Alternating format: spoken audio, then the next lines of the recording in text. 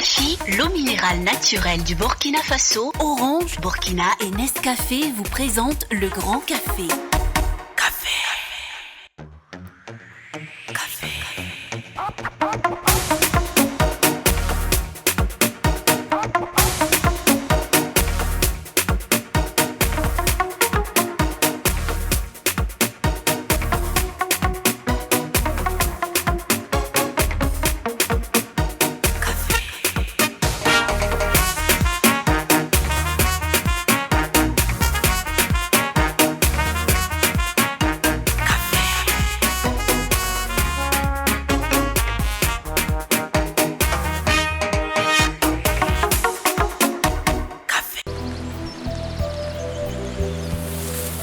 Extraite au cœur de la ville de Sia, la nature crée une eau authentique, une eau pure, une eau riche en oligo-éléments et en sels minéraux.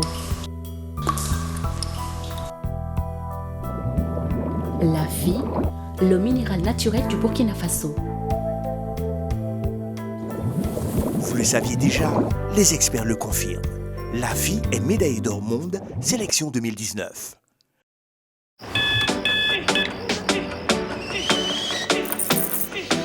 Vous n'attendez pas la vie. Vous allez à la rencontre de la vie. Il ne s'agit pas de savoir combien de chances vous avez. Ce qui compte, c'est ce que vous en faites. Tasse après tasse. Matinée après matinée. Commencez en force. Finissez en force. Tout commence avec un Nescafé.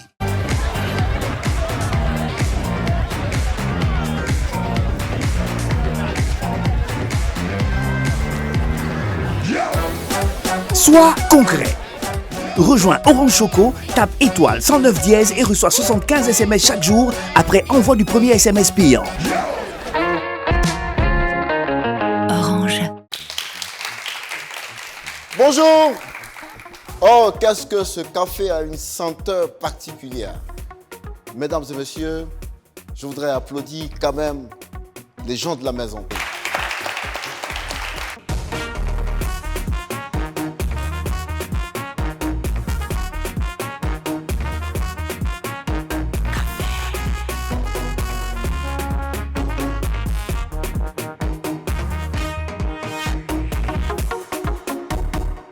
Bonjour, commandant. Ah oui, je l'avais dit, hein, ce café a une senteur particulière. Qui vient nous voir, à vous de nous le dire.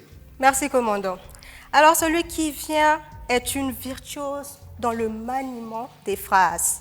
Il est aujourd'hui qualifié de sommité de la musique africaine au sens de la rime et de la poésie. Il est né en 1978 à Dimbokro, en Côte d'Ivoire, d'un père burkinabé et d'une mère ivoirienne. À l'âge de 15 ans, notre invité décide de déposer ses valises au pays des hommes intègres, la terre de ses ancêtres, où son quotidien est fait de petits métiers. Par la suite, il découvre à cette époque le mouvement hip-hop, d'où il trouve sa vocation. Dans les années 2000, il est révélé avec le groupe Lumière, que dis-je, Yélène, qui a illuminé pendant des années le paysage musical burkinabé. Avec un Koundé d'or en 2007 et 5 albums à leur actif, le groupe décide par la suite de chacun s'essayer dans des carrières solo. Notre artiste rappeur sort donc en 2012 son tout premier album, African Coolers, aux côtés des artistes de renom tels que Tikenja Fakoli ou encore Soprano. Succès total, il devient lauréat du prix Découverte RFI en 2013. Hormis sa plume, notre invité a plusieurs cordes à son arc. D'entrepreneur à ambassadeur pour le compte de UNICEF, il ne s'arrête plus. Mon cher commandant, mes chers amis chroniqueurs, merci de servir à notre invité un latte macchiato, qui est un café connu pour son goût à la fois doux et chaud, de par son contenu en caféine arrosé de lait réchauffé. Mais, étant généreuse, Je vous laisse comme bonus une dose de café soluble et une petite cuillère juste au-dessus de la tasse pour corser au besoin notre café latte.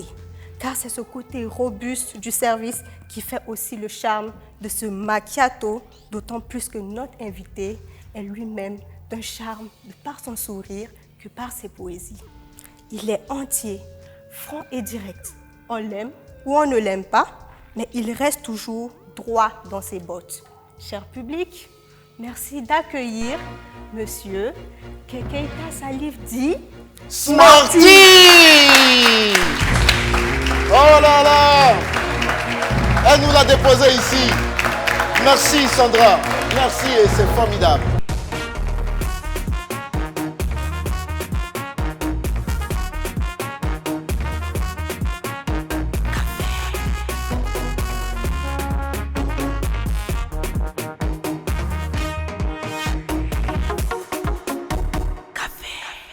Ah oui, mes chers amis, bonjour, bienvenue au Grand Café. Bonjour. La deuxième fois à cette émission. Oui. On est très ravis. Merci. Très, très ravis de recevoir Smarty. On va couper court. Si nous avons souhaité cette invitation, nous n'avons pas voulu remettre le compteur en arrière. Parce que quand l'aventure s'arrête avec Yélène, il y a une autre qui commence avec Smarty. 2012, un album. Nous sommes au Siao, où beaucoup de gens viennent voir à quoi ça ressemble un Smarty sans Mandouri, un Smarty qui entame une carrière solo. Il y avait du monde. On pourrait tout simplement dire que ce fut un succès total. Et après, les questions se sont posées, que deviendra donc l'aventure Smarty?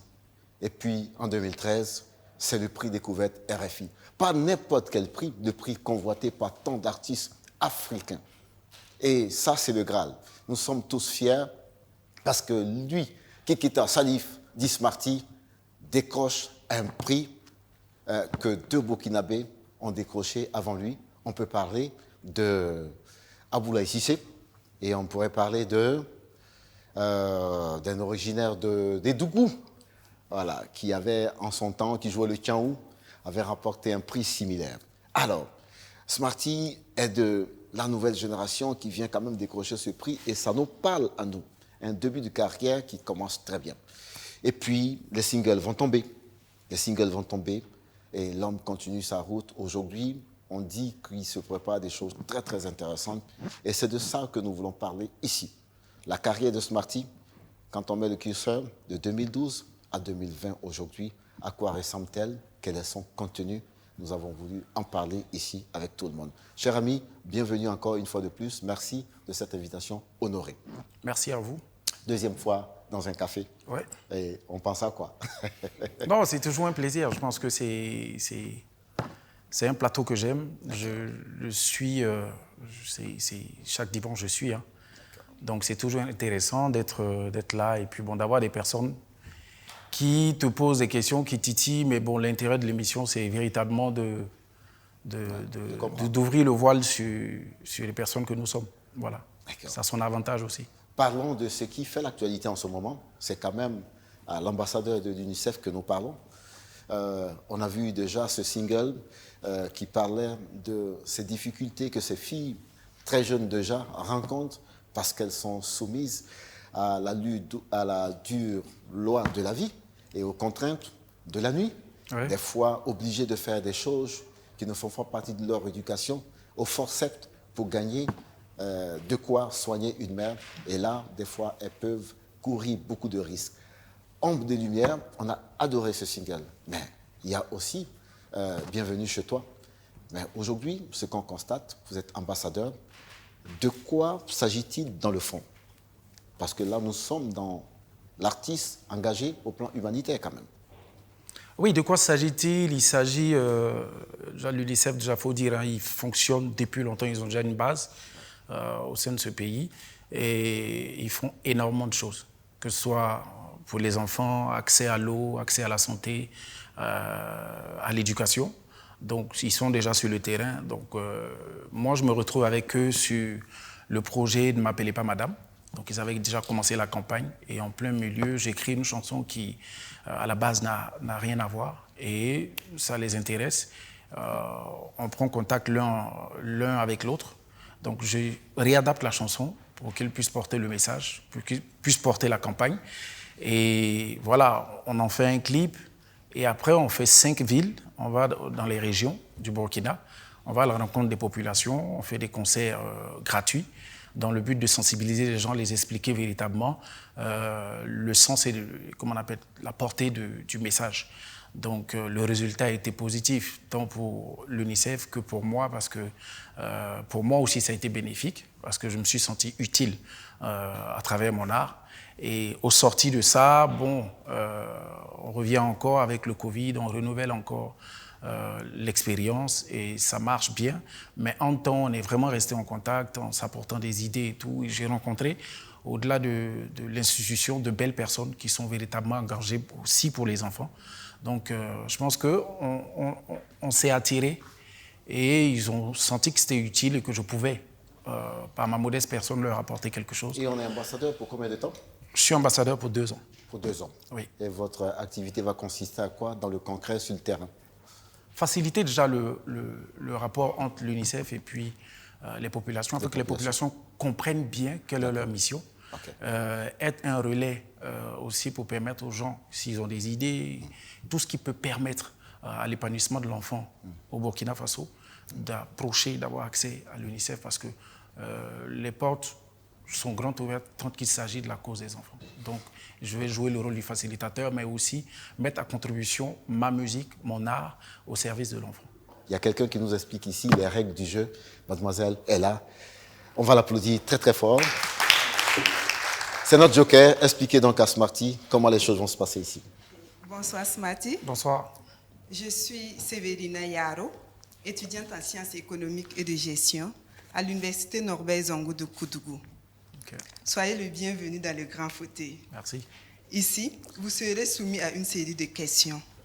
Vous connaissant pour votre plume et votre culture générale, je crois que ce café sera très bouillant. Ouais. J'ai à ma possession 3 jokers. Quand vous allez vous sentir en difficulté, vous pouvez me faire appel. Okay. Et je rappelle aussi que vous avez droit qu'à 3 jokers. Donc, je vous souhaite une excellente suite d'émissions en compagnie de toute l'équipe. Merci. Merci. Merci à Mademoiselle Yaro. Entrons vite dans le sujet. C'est une femme qui va prendre la parole en premier. Et je voudrais confier cette prise de parole à Mademoiselle Médio. Bienvenue l'artiste sur notre plateau. Alors, vous avez évoqué justement votre qualité d'ambassadeur et vous avez collaboré avec l'UNICEF notamment, vous avez fait des campagnes de sensibilisation, vous avez adapté même un test Ombre de la nuit qui véhicule un message fort. Mais ce que moi j'aimerais savoir, c'est est-ce que vos actions plutôt n'avaient pas été préméditées? Est-ce que déjà vous ne convoitez pas ce titre d'ambassadeur? J'ai dit que je convoitais, non. J'ai tout le temps fait, ce que je fais, je l'ai tout le temps fait sans vraiment un véritable calcul. Moi, vous l'avez dit au début, je suis entier. Mais j'essaie d'être plus ou moins vrai dans tous les actes que je pose. Ça n'a pas commencé avec l'UNICEF. J'ai travaillé avec Oxfam. J'ai été avec Oxfam pour défendre la cause des paysans. J'ai été avec Save the Children. Et aujourd'hui, je me retrouve avec l'UNICEF. Je pense que c'est une suite logique de ce qui est en train de se passer. Après, je ne vais pas forcément les chercher. Je pense qu'on dégage une certaine énergie quand on fait une certaine musique. Moi, j'ai toujours voulu, depuis la base, de Yélène jusqu'à maintenant, que ma musique soit utile. Quand je fais des posts, je fais le hashtag « Vivons utile ». Donc, il faudrait que ce que je dis, ce que je fais, soit utile à ma population, soit utile à ma société. Donc, peut-être qu'à un moment, ces personnes-là se reconnaissent en moi, ils viennent vers moi tout naturellement. Et puis, bon, il faut aussi comprendre quelque chose, c'est que toute cette entreprise, c'est vraiment du bénévolat. Voilà, que j'ai été avec Oxfam ou que j'ai été avec Save the Children, je suis allé sur le terrain avec eux, j'ai fait des choses avec eux, on a fait des choses mais énormes, mais bien parce que je me sentais vivre, mais ça a été vraiment uniquement du bénévolat. Monsieur Zinaba. Tout cet engagement donc, social est un engagement désintéressé. C'est clair que le contrat que tu signes, c'est un contrat, c'est bénévole. Ouais. Okay. On ne te paye pas pour que tu te battes pour la cause des enfants. Ok, mais en même temps, il y a certainement des questions qui taraudent les esprits. Quand on prend une position, ou du moins quand on défend une position comme celle-là, qui est la question du mariage forcé des enfants, effectivement, on s'attire aussi le courroux d'un certain nombre d'acteurs de la société, parce que c'est quand même des pesanteurs sociales qui pèsent sur les uns et les autres. Et en tant qu'ambassadeur, quelles sont les difficultés réelles que vous rencontrez sur le terrain dans votre travail? Parce qu'avant d'être ambassadeur, vous avez fait le terrain avec l'UNICEF et vous avez parcouru des régions, vous avez rencontré certainement des populations qui sont à fond dans cet esprit de marier leurs enfants à très bas âge. Quelles sont les difficultés que vous rencontrez effectivement sur le terrain? Mais je pense que dans le message, je l'ai toujours dit, moi, dans ma façon de faire les choses, j'ai dit qu'il faut trouver l'art et la manière, en fait, de faire passer toujours les messages, c'est-à-dire être assez subtil. Parce qu'après, quand on parle de ça, on parle même à nos propres parents.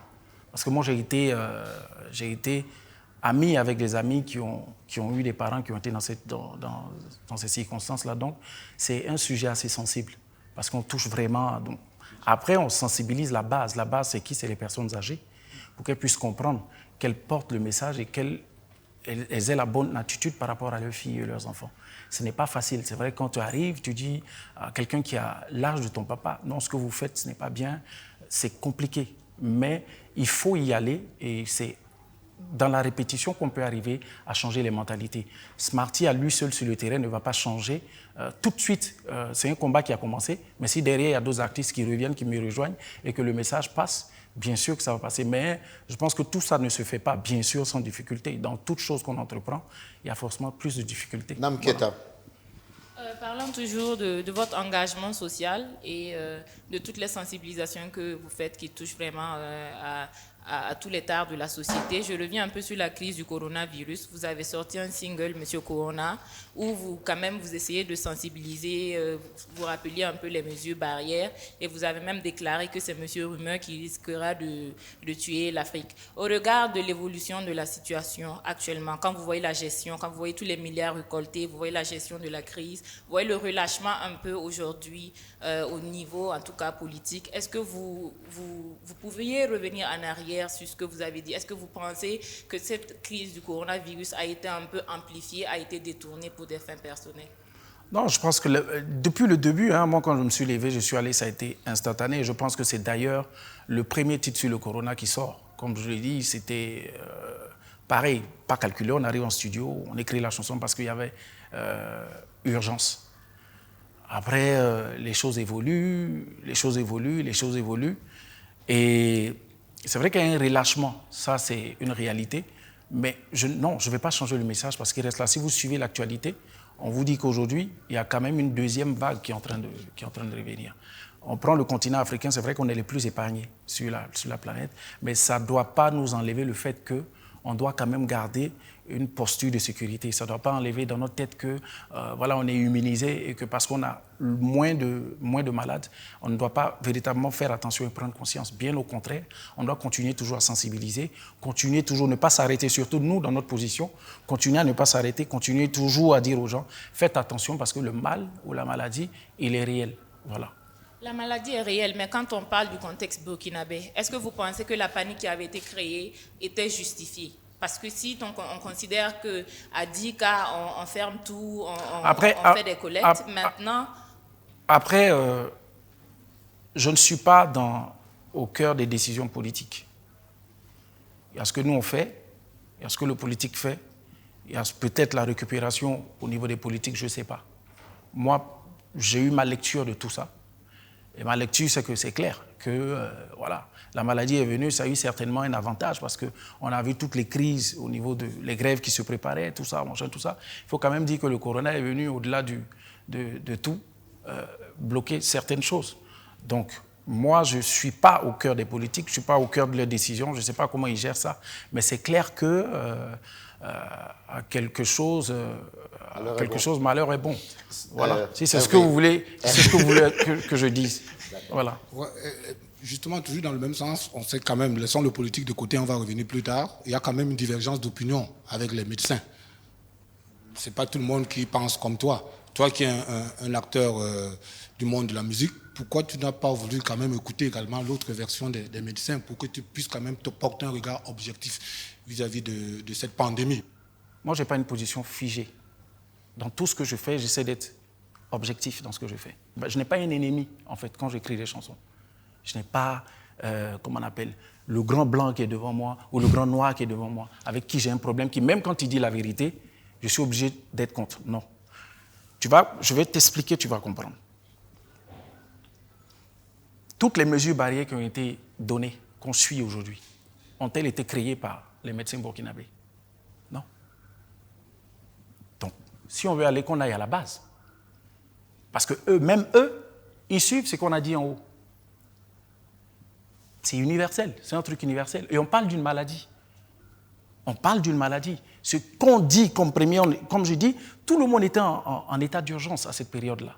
Donc l'attitude que j'ai eue, c'est l'attitude de quelqu'un qui est en état d'urgence et qui voit qu'il faut communiquer parce que nos frères autour de nous parlent de cette maladie-là avec beaucoup de légèreté. Après, oui, les choses ont évolué, on peut être à l'aise et dire ça.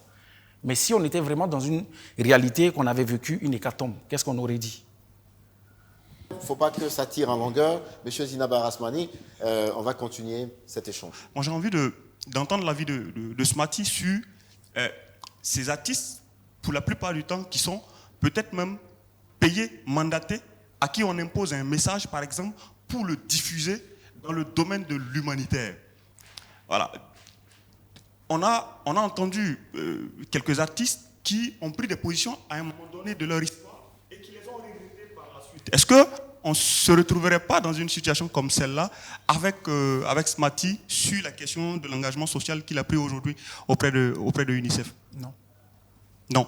Absolument pas. Non. C'est pensé, c'est réfléchi, c'est acté. Non, je veux dire, quand tu dis payer, manger, tout ça, pour être, comment on appelle, pour porter un message, non. Si moi je fais ça, je sais pas, c'est pas mon truc. Est-ce qu'on est libre dans la création quand on nous fait une commande de messages? L'UNICEF n'a jamais commandé, je veux dire, ils n'ont commandé une chanson, non. En tout cas, jusqu'à là, on ne m'a pas commandé de titre, on ne m'a pas dit il faut commander, il faut faire ci, il faut faire ça. En fait, la commande, c'est qu'on vous oriente dans une thématique. Exactement. Mais s'il y a une thématique qui est là, c'est l'artiste observe. Quand on est ambassadeur, je pense qu'on porte l'emblème, on porte le message, on porte le cœur de l'institution et on la représente. Oui. Et je pense que jusqu'à preuve de contraire, tout ce que l'UNICEF fait, je ne vois pas où est le problème quand on parle d'allaitement maternel aujourd'hui, quand on parle de mariage forcé. Oui, leur message ont des codes. Il y a des codes quand même dans leur message. Mais c'est clair. C'est qu'ils sont regardants sur vos textes aussi. Quelque part, est-ce que ça ne limite pas, ils ne sont pas la création? Pour mon expérience, c'est que non. Dieu m'est témoin, et l'UNICEF, au niveau de l'UNICEF, personne ne m'a vraiment imposé. Ils me disent, voilà le message qu'on veut. Et jusqu'à là, tout ce que j'ai écrit, c'est passé comme une lettre à la poste. C'est à valider quand même. Ta chanson n'est pas venue avant. Ta chanson est venue avant. Je vais vous dire une chose. Oui. Ne réduisez pas... non, j'arrive. Ne réduisez pas le rôle d'artiste, parce qu'il y a ces artistes-là. Hein. Ils existent. Hein. Des gens pour qui on paye pour écrire des chansons. Ça, c'est leur travail. Mais ne réduisez pas le rôle de l'artiste uniquement qu'à ça. Parce qu'on peut te payer des millions. Mais la flamme, l'inspiration qui va faire que tu vas trouver la chanson qu'il faut par rapport au thème qu'on t'a donné, qui va toucher le cœur des gens, ça, on ne peut pas te payer ça. Et ça, même toi, j'arrive, même toi, dans ta création, tu ne peux pas payer ça. C'est pourquoi j'ai dit, toute chose, toute œuvre est œuvre d'esprit. Et il faut respecter l'esprit. Si tu n'es pas en corrélation avec toi-même, l'UNICEF peut te payer des milliards. Tu vas écrire des tonnes de chansons. Ça va toucher personne. Donc, concrètement, c'est l'UNICEF qui t'a commandité cette chanson. Commandité quoi? Parce que Monsieur Corona? Non.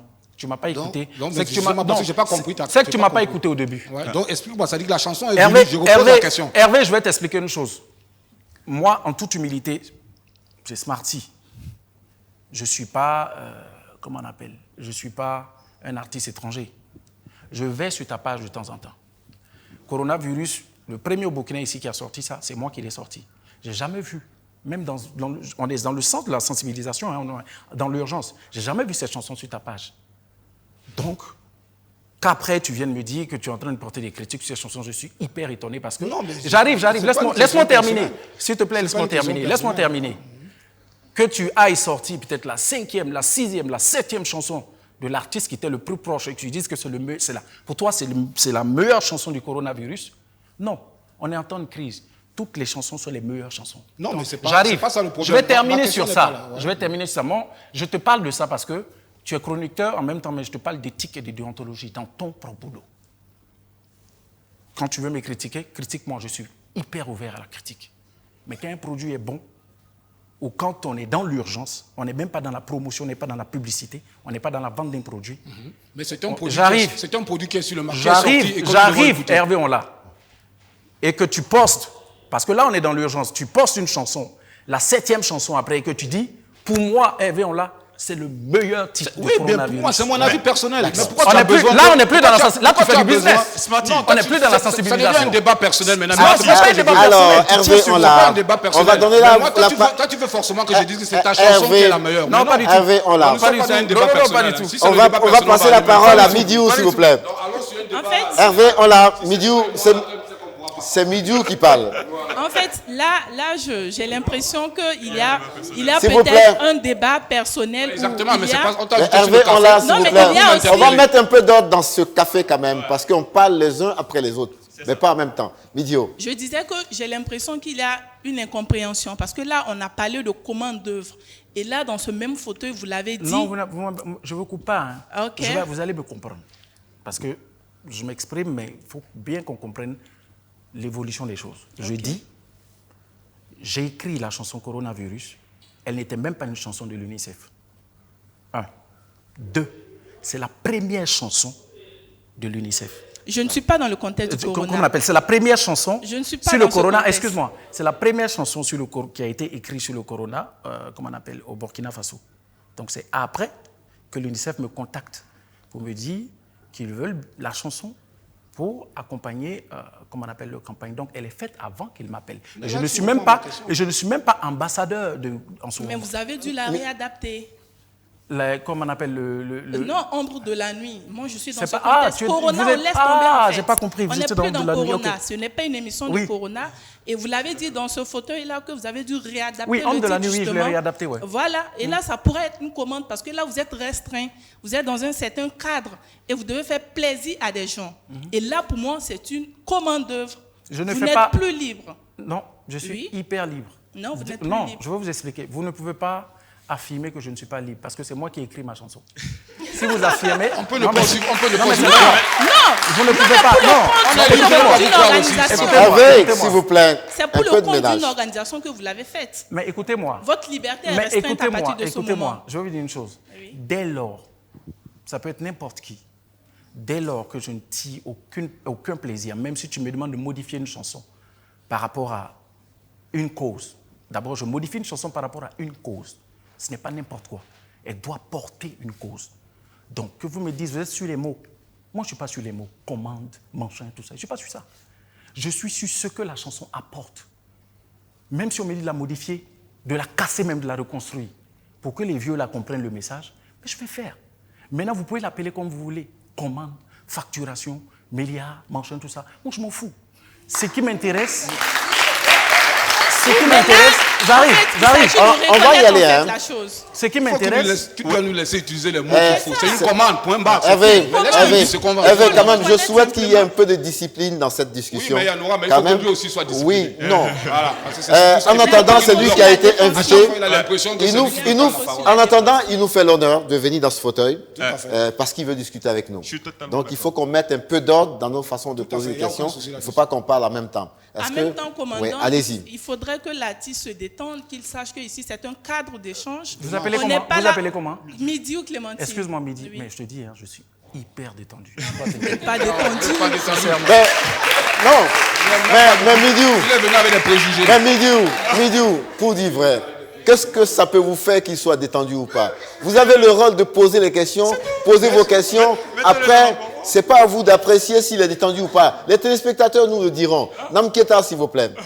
Ok, moi j'ai envie de changer le sujet par rapport à tout ça. Ouais. Bon, il faut rappeler à l'artiste que nous apprécions ce qu'il fait, bien sûr. Quand moi, à l'école primaire, je dansais sur le son de Awatou, je ne pouvais pas m'imaginer que j'allais me retrouver face à Smarty aujourd'hui en tant que chroniqueuse. Donc s'il a pu tenir en tout cas une vingtaine d'années sur la scène burkinabé, c'est qu'il fait un vrai travail de fond et d'endurance. Donc on veut être clair qu'on apprécie votre travail. Ma seconde question... concerne votre nouvelle collaboration avec l'artiste Fleur et l'américain JT. Comment ça s'est passé? Et aussi, est-ce que vous pensez que la diaspora africaine, précisément les afro-descendants qui sont à l'extérieur du continent africain, peuvent apporter quelque chose à l'éveil de l'Afrique, que ce soit culturellement et financièrement? Déjà, je pense personnellement que oui, ils peuvent réellement apporter quelque chose si nous, on sait les accepter. Si ils sont hyper motivés. Je pense que JT est venu grâce à une fondation, Beau Fondation. C'est grâce à eux qu'ils sont là. Et ça s'est fait naturellement. C'est un artiste. Hein. C'est un artiste, donc il s'agit de faire un featuring avec lui, histoire de surtout le présenter en tant qu'artiste au Burkina et l'introduire en quelque sorte. Donc après cette chanson-là, je voulais aussi, il y a la nouvelle génération qui est là. Fleur, c'est une artiste pour qui j'ai beaucoup de respect. Donc j'ai voulu aussi, elle a énormément de talent et elle a rendu le refrain. Mais donc voilà, c'était juste une rencontre artistique dont tout le monde va profiter. Même moi, c'est bénéfique pour moi, quoi. Maintenant, je suis convaincu et je pense que JT, c'est une première expérience. Et si ça se passe bien, certainement, il y a d'autres qui vont suivre son exemple parce qu'il est tout le temps sur Internet en train de montrer ce qu'il fait au Burkina. L'idée, c'est que, véritablement, ça ne se passe pas uniquement au Burkina. Hein. Il y en a qui sont aujourd'hui au Ghana, d'autres sont au Gabon et tout. Donc, voilà. Ok, donc vous estimez que si on leur donne l'opportunité, les Américains noirs peuvent contribuer au continent. Je pense. Voilà, donc j'admire votre position, mais en même temps, ça me fait un peu revenir sur les récents événements qu'il y a eu autour de la mort de George Floyd. Ouais. J'estime, comme Martin Luther King le dit, qu'une injustice quelque part est une atteinte, c'est une menace à la justice partout dans le monde. On n'a pas vu Smarty s'indigner, aucun post, aucun partage sur les réseaux sociaux. On n'a pas entendu votre voix, en tout cas, défendre la cause des Noirs ailleurs. Est-ce que vous êtes comme ceux-là qui pensent qu'au Burkina, on a nos propres problèmes et qu'on ne va pas aller se chercher d'autres problèmes ailleurs? Ou bien tout simplement, est-ce que Smarty trie les causes pour les défendre? Exactement. Ok, d'accord. Non, j'ai bien saisi. Non, je ne trie pas les causes pour les défendre. Mais je pense qu'aujourd'hui, Facebook ou Internet, machin, tout ça, c'est très réducteur. Heureusement qu'on a ça pour exprimer nos émotions. Donc les gens comptabilisent les émotions des uns et des autres par rapport à Facebook. Moi, je ne suis pas dedans. Donc ce n'est pas parce que je ne fais pas un post sur George Floyd sur Facebook que j'ai pas mal ou que je ne suis pas indigné. Je n'ai pas encore dit mon dernier mot. Peut-être que tu m'entendras m'exprimer sur George Floyd. Chacun a sa manière de manifester plus ou moins son mécontentement. Tu iras dans des funérailles, tu vas trouver souvent le meilleur ami de celui qui est décédé dans un coin, il ne versera aucune larme. Il y en a qui pleurent en silence, ils pleurent à côté, il y en a qui pleurent devant les gens, il y en a donc, il faut respecter Si on ne voit pas vos larmes, peut-être voilà. Qu'elles coulent à l'intérieur. Tout à fait. On va donner la parole à Zinaba, cette fois-ci pour ouvrir grand les portes d'un tout autre sujet, d'une toute autre thématique. Nous sommes dans Smarty et la politique. Smarty, l'artiste engagé politiquement. Zinaba qui va s'y essayer tout de suite. D'accord. En tout cas, c'est toujours bien de recevoir Smarty parce qu'il y a du contenu, il y a du vécu, il y a une expérience. Et il y a surtout quelque chose qu'il faudra partager avec les jeunes, c'est que le monsieur qui est assis dans le fauteuil, je dis le monsieur, il est quand même d'un niveau 5e ou 4e. Mais quand vous écoutez ces textes, vous avez une certaine fluidité dans ces textes qui vous permet quand même de dire que ce niveau de langue est un niveau de langue soutenable et qu'on peut vendre partout où le besoin se fait sentir. Mais en même temps, dans le niveau de langue de Smarty, dans son engagement politique, si je peux l'exprimer ainsi, il y a des questions qui nous reviennent. J'ai remarqué dans 2 titres que vous avez fait, 500 raisons par exemple, vous avez cité un passage que je vous lis. Je n'ai pas la double nationalité, si ça pète, l'armée française ne viendra pas me chercher. Quand vous dites ça, à quoi vous faites allusion? Parce que vous parlez bien du Burkina et vous parlez des militants au Burkina Faso. Je peux me tromper, hein. Je n'aime pas faire de jugement de valeur, je n'aime pas lire dans les esprits des gens, je peux me tromper. Mais je pense que quand j'ai dit cette phrase, quand je disais ça, les gens voient toujours le superficiel. Pourtant, il faut voir en bas. Quand j'ai dit cette phrase, même en l'écrivant, je me suis dit, ils vont dire comme Smoke est franco-burkinabé, certainement je m'attaque à Smoke. On n'a pas parlé de lui jusque-là. J'ai la réponse. Il a dit c'est ce qu'on dit. Oui, Hervé peut dire ça, mais moi je pose une question parce que j'ai envie. Non, il va répondre, les gars. Voilà, j'ai envie de comprendre. Voilà. Donc je vais t'expliquer. Quand je dis j'ai pas la double nationalité, si ça pète, l'armée française ne viendra pas me chercher. C'est pour dire une chose. Je parle de moi, je parle de ces milliers de Burkinabés là qui effectivement n'ont pas cette double nationalité là. La plupart de nos chefs d'État, ça n'a pas commencé là. Je te donne une autre référence. Beaucoup de présidents africains ont la double nationalité. Pour un fion qui pousse à la main, c'est à Paris qu'ils vont. Donc c'est un remake. C'est pour te dire, moi je dis simplement, il y a beaucoup de nos, je le dis, il y a beaucoup de nos chefs d'État qui travaillent pour la France. Beaucoup de nos chefs d'État qui n'ont pas su s'émanciper, qui ne sont pas indépendants des décisions françaises. Quand je parle de double nationalité, ce n'est pas seulement dans le passeport, mais c'est aussi dans la tête, c'est dans l'attitude. Donc quand je parle de ça, je dis, la plupart des gens, ceux qui nous dirigent, souvent ont cette force-là ou cette sécurité-là, souvent de partir quand ça chauffe, ou d'aller tranquillement, c'est-à-dire de pouvoir s'échapper. Mais moi, j'ai pris l'exemple sur moi, mes gosses, si ça pète, mais pour de vrai, je te dis, si ça pète, en réalité, je n'ai pas d'autre endroit où partir. Parce que le seul passeport que j'ai, c'est celui du Burkina. Et pour ça, le message de fond qui est derrière, c'est que si on est conscient qu'on est tous fils du même pays et qu'on a le même passeport qu'on défend, qu'on a le même pays qu'on défend, au-delà de nos divergences et tout, il faudrait qu'on puisse attraper ce pays-là et ne pas laisser, comme on appelle, le pouvoir décisionnaire à une minorité. Toujours dans la même chanson, hein, c'est un article que j'adore, hein, j'aime bien cette chanson. Merci. Tu as tiré à boulet rouge quand même notre démocratie. C'est quoi? Notre démocratie. Tu as tiré à boulet rouge notre démocratie. Ça, c'est mon avis. J'ai pas saisi. Tu as tiré à boulet rouge sur notre démocratie. Ok, d'accord. Voilà ce que tu as dit. Notre réveil sera brutal. Si notre unité dépend seulement des cartes électorales. Oui. Est-ce que ça veut dire un peu quelque part tu remets en cause normalement tout ce qui se fait autour justement de l'enrôlement? Non, Hervé, je ne parlais même pas de l'enrôlement. Notre réveil sera brutal si notre unité dépend uniquement des cartes électorales, c'est-à-dire aujourd'hui, il y a les déplacés, il y a le terrorisme, il y a tout ce qui se passe, corruption, vol, pillage, c'est clair. Chaque jour, il y a un nouveau scandale qui naît au Burkina Faso.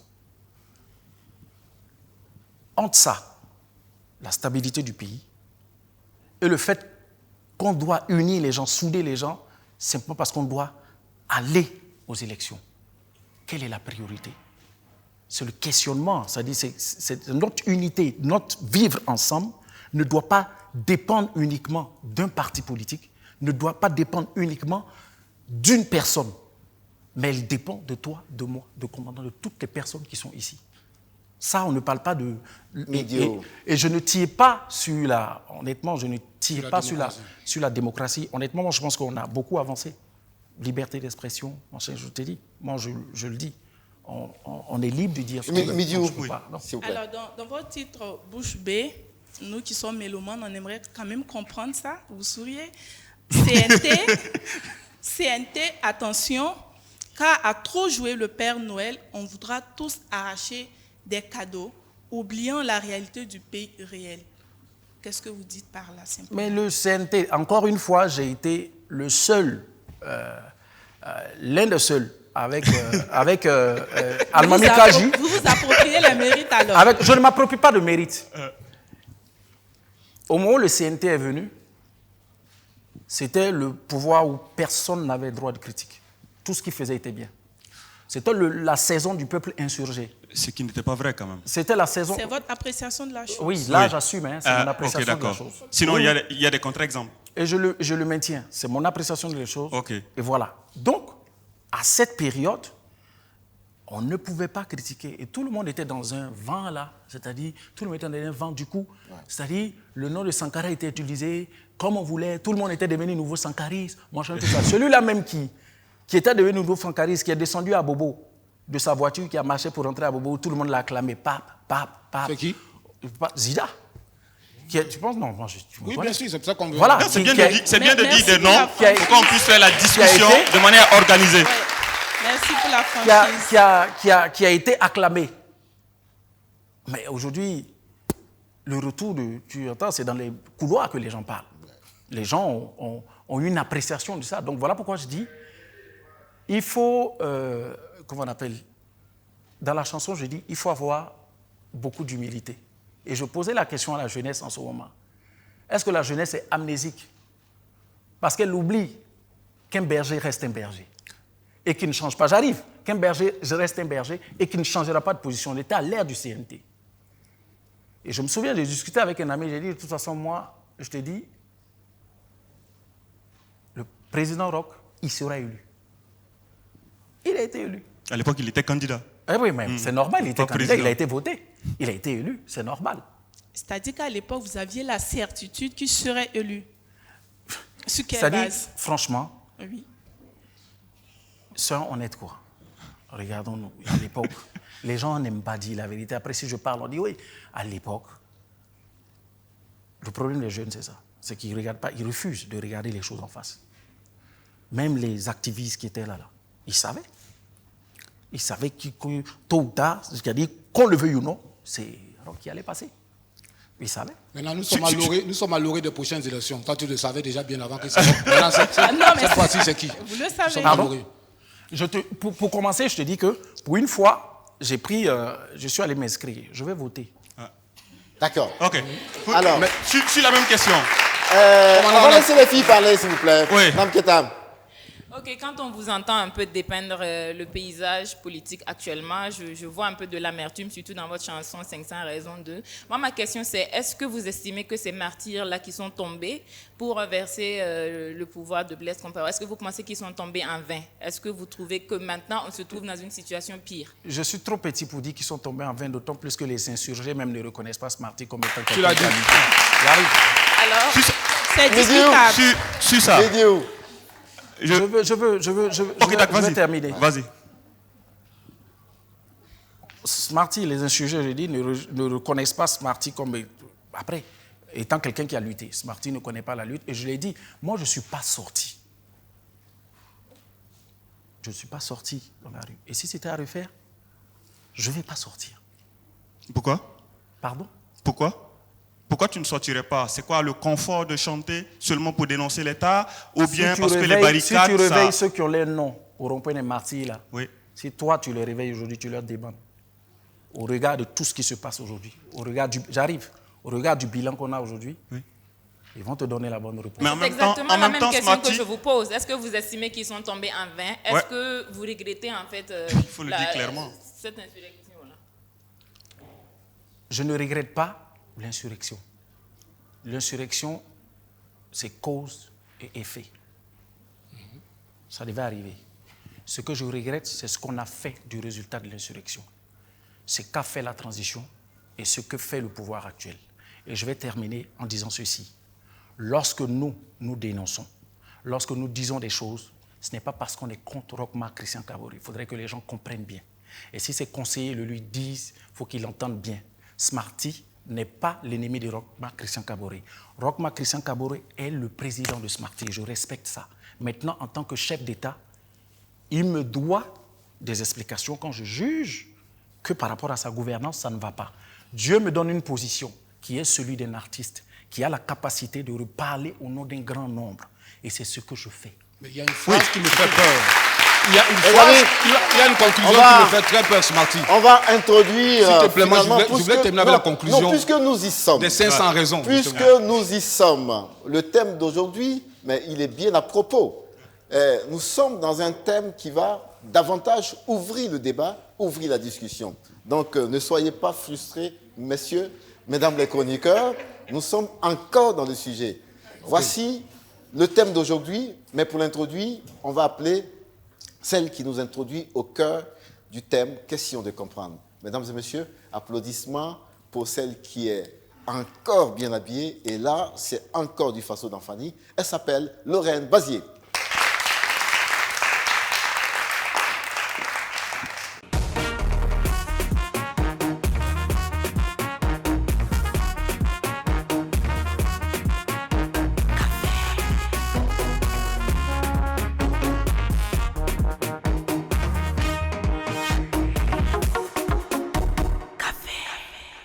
Alors, de quoi parlerons-nous aujourd'hui dans ce café? Heureusement, on a un invité qui va avec notre thème d'aujourd'hui. D'accord. Et le thème, c'est l'engagement politique des artistes musiciens. D'accord. Jamais ne manque de vocabulaire. J'ai les vertèbres bloquées depuis ma naissance. La révolution aux couleurs tropicales. Prise de position politique par les artistes. S'il y a bien et belle une chose qui marque l'actualité musicale internationale, c'est l'annonce faite par Kanye West de se présenter aux élections présidentielles à venir aux États-Unis. Si ce choix paraît si évident et naturel pour tout citoyen, il reste cependant un choix problématique et objet de plusieurs polémiques. L'artiste doit-il prendre position sur les questions politiques? La nature de son activité le condamne-t-il à une neutralité stratégique? Ne prend-il pas de risque réel de diviser ses mélomanes et même de les perdre? Une prise de position politique peut-il ouvrir sa carrière ou la fermer à jamais? Est-ce le rôle des artistes de donner leur avis sur la politique? Aucune disposition de notre Constitution n'interdit à une catégorie sociale de faire de la politique. Aucune catégorie sociale n'est défendue de faire de la politique. De toute façon, qu'est-ce qu'on entend par politique? Je ne sais pas. Tous les citoyens doivent participer à la politique et à la vie politique de leur pays. Si la politique signifie gérer la cité, il va de soi que tout le monde participe à la gestion de cette cité-là, notamment à la vie de cette cité-là. Quel est votre avis sur la question, Monsieur Zinaba? Non, je pense qu'il ne fait aucun doute que Almami Kadji résume à la limite ce que doit être un artiste ou le choix qu'il fait de se positionner politiquement par rapport aux questions de la société. Parce que n'oublions pas, l'artiste est d'abord un citoyen. Et le citoyen, en même temps que les autres citoyens, il subit toutes les décisions politiques qui concernent la gestion de la cité dans laquelle il est.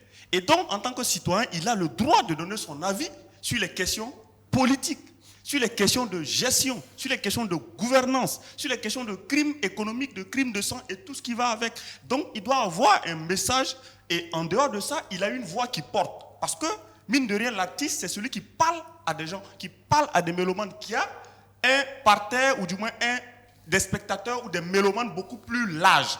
Si celui-là n'est pas capable de porter la voix aussi haute que ce soit, pour que le citoyen comprenne comment est-ce que sa cité est gérée, comment est-ce que la gouvernance est faite et comment est-ce qu'on redresse la gouvernance, n'attendons pas qu'il y ait maintenant des tambouilles politiques ou des crises politiques pour venir demander à celui-là de venir réconcilier les acteurs en chantant la paix et la stabilité. Alors, par contre, j'aimerais poser cette question à Zinaba.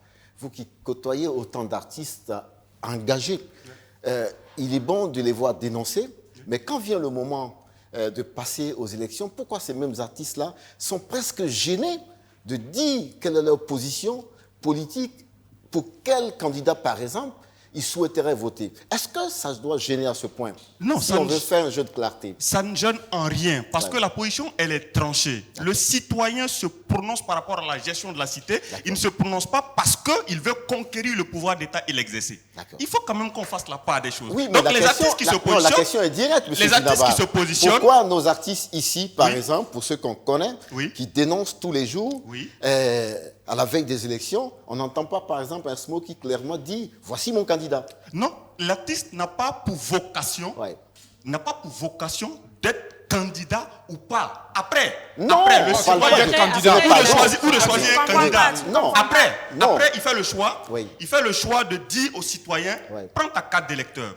Ce que tu estimes être le profil réel d'un candidat. Donc il se cache finalement. Il ne se cache pas. Alors, parce qu'il y a des artistes qui s'engagent autrement. Oui. Je donne un exemple très simple. Je parle des artistes que nous connaissons. Le camarade Valsero au Cameroun. Restons il a décidé de rester. Restons au Burkina. Parce que vous connaissez bien des artistes qui sont engagés. Burkina, bien sûr. Des gens comme Smokey, comme Samska, ont décidé de mettre à leur actif leur engagement citoyen. Pas de choisir un candidat. Ils ne votent pas, eux? Ils votent, bien sûr. Mais pourquoi? Ils choisissent. Mais leur choix pourquoi ça reste assez secret? Privé. Pourquoi ça reste secret? Non, puisque le vote même est privé. Non, le vote est privé. On est d'accord. Après, est-ce qu'il y a une gêne à dire qu'on a voté pour un tel ou pour un tel? Il n'y a pas de gêne. On choisit de ne pas influencer les citoyens pour aller voter X ou Y. Mais on dit quand le vote est robot. Attention, on assume. Attention. Non, quand on vote pour un candidat, on a même envie que tout le monde vous suive. Donc, si on peut influencer leur voix, c'est tant mieux. Pas forcément. Parce que Smarty qui est là peut voter pour un parti X. Mais Smarty ne viendra pas dire à ses fans et à ses mélomanes, voilà celui que je souhaite pour lequel vous votiez. Il ne parle pas seulement à ses fans, il parle à l'ensemble du peuple burkinabé. Il ne dit pas ça. Ouais. Par contre, si dans la dynamique, Smarty lui-même se pose comme candidat, là, il est beaucoup plus visible pour assumer pleinement son choix politique partisan. Je veux parler à la parole à Mme Keita. Pourquoi, sous d'autres cieux, ça ne gêne pas de voir, par exemple, auprès du président Barack Obama, des artistes clairement dit « c'est mon choix ». Et en France, de voir des artistes de centre, ici, de gauche, qui disent clairement. Et ici, finalement, il y a presque un jeu de cache-cache et on ne veut pas que ça se sache. Je pense que le paysage politique burkinabé est un peu différent d'ailleurs. Parce que quand vous prenez l'exemple de la France ou des États-Unis, souvent les artistes s'alignent derrière des valeurs. Et moi, j'estime qu'en tant que porte-voix, les artistes doivent être constants dans les valeurs qu'ils défendent. Donc, on verra un artiste qui est peut-être derrière Barack Obama, mais en réalité, c'est un libéral et c'est les démocrates, en fait, que la personne défend et supporte. Même si ce n'est pas Barack Obama et que ça devient Hillary Clinton, ce même artiste-là sera derrière Hillary Clinton. Mais au Burkina, ici, c'est un peu difficile de voir la frontière quand il s'agit des positions, en fait, de nos partis politiques. Donc, du coup, ça devient je supporte tel candidat. Ça devient la personne la personne même du candidat et non pas les valeurs que prône ce candidat-là. Du coup, quand un artiste s'aligne derrière quelqu'un et que la personne, parce que la politique c'est le domaine même de l'instabilité, quand après la personne se retrouve à faire des choses qui sont hors des valeurs prônées ou des valeurs que défend cet artiste-là, qu'est-ce qu'il devient? En France, on l'a vu avec Sarkozy, il y a Doc Gineco, il y a Johnny Hallyday qui ont soutenu Sarkozy en 2007, mais après 5 ans plus tard, il dit c'est la pire erreur que j'ai eu à commettre et je ne le referai plus. Donc, à la vérité, il y a une peur quand même de perdre des fans. Et de la crédibilité. De la crédibilité. Hervé, on l'a. Moi, il y a deux sujets que nous sommes en train d'aborder. Il y a déjà le fait que l'artiste lui-même décide de s'engager en tant que président, comme l'a dit Almandi Kaji. Ça, il n'y a pas de problème. Un artiste qui a une certaine image, une certaine aura, peut décider éventuellement de briguer la magistrature suprême. Ça, c'est tout à fait normal. L'autre deuxième cas, c'est le fait que l'artiste décide de s'engager derrière un parti politique et un homme politique. C'est là qui cause problème au Burkina Faso. Mais dans les autres pays, même à côté, n'allons pas loin aux États-Unis, on a vu Toufan s'afficher, on a vu tout ce qui s'est passé après. Qu'est-ce qu'on a dit autour de Toufan? Mais ils ont eu raison. Moi, je pense qu'à un moment donné, nos artistes, surtout, ils ont eu raison, surtout ceux qui ont une certaine visibilité, une certaine aura, ils doivent prendre également, ça ne les coûte rien de prendre également leur engagement, n'est-ce pas, pour soutenir un homme politique. C'est tout à fait normal. Mais le reste, il faudrait qu'on mette ça entre guillemets. Il y a le côté vous là. Il y a des gens qui sont des artistes qui sont assis, ils font des éloges. C'est des griots. C'est des griots. Ils font des éloges pour certains artistes, pour certains hommes politiques. Et après, on voit ce qui s'est passé. Il y en a, les exemples sont légion. On a vu que beaucoup après, maintenant, on les programme même plus dans les spectacles.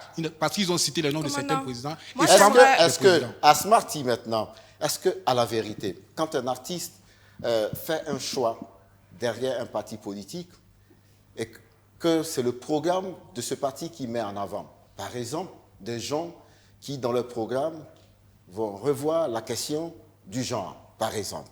Et les problèmes de santé, les problèmes, je ne sais pas moi, de l'excision, c'est des thèmes, des sujets de campagne qui touchent. Est-ce que pour ça, on peut être gêné de dire « c'est pour ça que je soutiens telle candidature ». Après, si on ne respecte pas s'ils ne respectent pas leurs engagements, quitte à vous de dire ben, « je vous ai supporté pour ça, mais vous n'avez pas fait le compte, et je n'y suis plus ». Ok. Pour moi, déjà, ça revient à déjà une base qui est claire et nette, c'est-à-dire permettre à la base d'avoir accès à l'éducation. Parce que quand on a accès à ça, moi, je n'ai pas eu la chance même, j'ai arrêté en 5e. Donc, déjà, il faut qu'on ait la capacité de pouvoir lire et comprendre le programme de chaque candidat. C'est sur la base du programme, que tu sois artiste, que tu sois citoyen, tu décides de t'engager derrière tel ou tel candidat. Parce que si on avait tous la même compréhension, le débat il est beau, on avait tous la même compréhension du jeu politique, ça n'allait même pas se poser de voir Smarty dire « moi je suis derrière tel candidat parce que son programme. » Mais le problème en Afrique, c'est que, plus au Burkina, c'est que quand on dit artiste, on voit gombo, on voit misère, on voit opportunité, surtout quand il s'affiche avec un homme politique. C'est-à-dire, même si tu viens avec... C'est pour ça beaucoup d'artistes, même quand ils ont des convictions, ils sont convaincus que tel candidat, il est bon par rapport à son programme ou par rapport à d'autres raisons pour le pays, il a peur de s'exprimer parce que même quand il est honnête avec lui-même, dès qu'il s'affiche, la première chose à laquelle on va penser, on dira, il est parti parce qu'il y a de l'argent, parce que les politiques, quand ils vont auprès des populations, ce qui se passe, les populations, c'est des sacs de riz qu'ils reçoivent. C'est du thé. Donc on dit, si l'artiste, lui, il est à côté du président, ça dit, ce n'est pas des sacs de riz, c'est du thé, ça doit être des millions. Donc c'est compliqué d'enlever ça de la tête des gens. Et je comprends que les gens, même quand ils ont des convictions, ils préfèrent rentrer dans l'urne, les poser et être plutôt dans la démarche d'inciter. Mais je pense qu'on doit arriver à dépasser ce cap-là. Les artistes doivent arriver véritablement à porter haut et fort, clairement. Dis, moi, je suis derrière ce candidat-là parce que, sans que ça n'influence sa démarche, mais on est encore à des années-lumière. Alors, Midiou, est-ce qu'un artiste courrait des risques à clairement donner sa position sur son choix de vote? Bien sûr, lorsqu'un artiste prend position clairement par rapport à un parti politique, il s'expose. Cela peut déteindre négativement sur sa carrière. On a l'exemple, par exemple, avec Tiken Jah Fakoly qui a dû se réfugier au Mali. Et si ça déteint positivement sur la population? Donc finalement, il est égoïste. Non, parce que le plus souvent, lorsque l'artiste dit ce qu'il pense, lorsqu'il prend une certaine position, il fait déjà l'objet de critiques de la population. Parce que ce qu'il faut Mais que vaut la critique qu'il subit vis-à-vis du bonheur du peuple? Finalement, il faut faire des sacrifices. Non, parce que ce qu'il faut véritablement souligner, c'est qu'il y a une rupture de confiance entre les gouvernants et les gouvernés. Et dès lors que l'artiste se pose ou se positionne politiquement, il ne fait plus l'objet de crédibilité. Et c'est pour ça que généralement... D'une partie de la population. Voilà, parce qu'il y en a forcément qui sont d'accord avec ça. Bien sûr, bien sûr. Donc c'est pour ça que généralement, que ce soit les mélomanes ou les fans préfèrent que l'artiste quand même s'abstienne d'avoir une certaine préférence politique. Pour le moment, mais ça va changer. Si les mélomanes ne veulent pas un ton de clarté, j'aime ta musique, mais attention, si tu n'aimes pas mon candidat, je n'aime plus ta musique. Ouais, ça, c'est une façon bizarre quand même de percevoir la musique et l'art. Moi, je veux juste ajouter un tout petit truc, et c'est pour mon collègue Zinaba du Ballet Citoyen. Moi, je pense que... Le chroniqueur sur le plateau. Parce que là, il y a plusieurs casquettes là. On va y aller. Et on a des artistes comme Sam Skaloja et Smokey qui mènent une révolution, qui ont un groupe, le Ballet Citoyen, qui défendent des valeurs, qui sont premiers à dire que ça c'est bon, ça c'est pas bon, il faut faire ça, il faut pas faire ça. Sur Facebook, toi Zinaba, vous êtes premier à dire ça et ça c'est pas bon. Pourquoi quand il s'agit maintenant d'orienter la population vers ce que vous pensez qui est bon, juste. Pourquoi ça pose un problème maintenant? Vous préférez les laisser à eux-mêmes? Justement, pourquoi ça pose un problème maintenant quand il s'agit de ça? Je réagis très rapidement là-dessus parce qu'il faut éviter de faire un mélange de gens. Il y a le chroniqueur Zinaba qui est dans le fauteuil ici, qui pose des questions, qui donne son avis sur la situation, ou du moins sur la question, et puis il y a le militant du Ballet Citoyen. Mais toujours est-il que sur la question,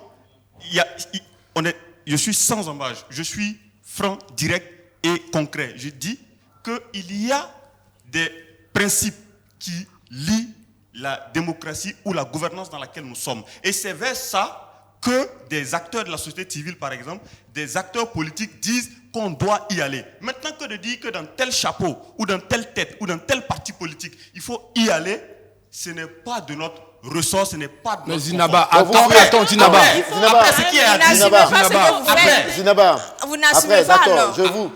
On va oublier l'étiquette de l'homme du ballet. Merci encore. Ouais, maintenant, est-ce que, de votre point de vue, le moment viendra où un artiste va s'afficher pour dire, voici mon candidat, sans que ça ne fasse réellement un problème particulier? Mais à ce niveau, il n'y a pas de débat. Il est du ressort de chaque artiste et de chaque acteur de la société de s'afficher avec qui il veut, comme il veut, quand il veut. Pourvu que, et là j'ai deux reproches, pourvu qu'à ce niveau-là, il y ait une sincérité dans l'acte que vous posez. Vous n'allez pas juste pour le gombo. Deuxièmement, il faut que vous soyez en cohérence avec vous-même. Parce que quand vous dites que vous soutenez tel candidat, vous le soutenez en connaissance de cause, et comme Smarty le dit, vous le soutenez parce que vous connaissez son programme, vous connaissez comment est-ce qu'il va agir, et vous savez où on va. Mais finalement, Zinaba, attends les mêmes priorités quand on parle du pays.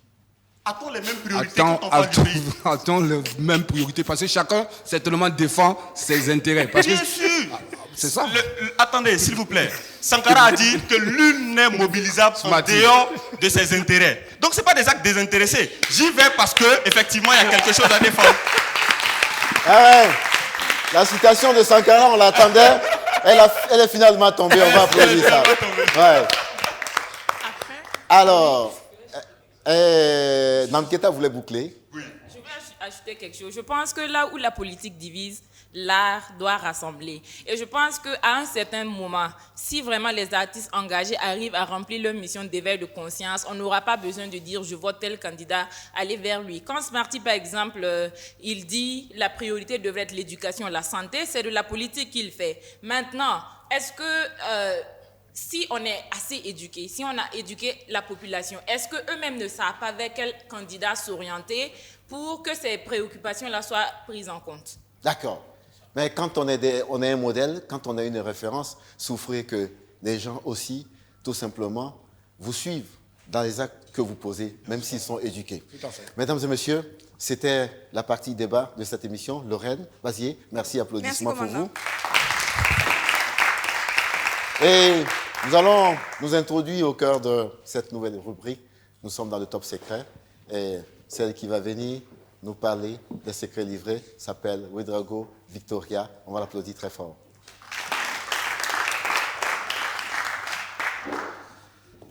Bonjour Victoria, bienvenue au Grand Café.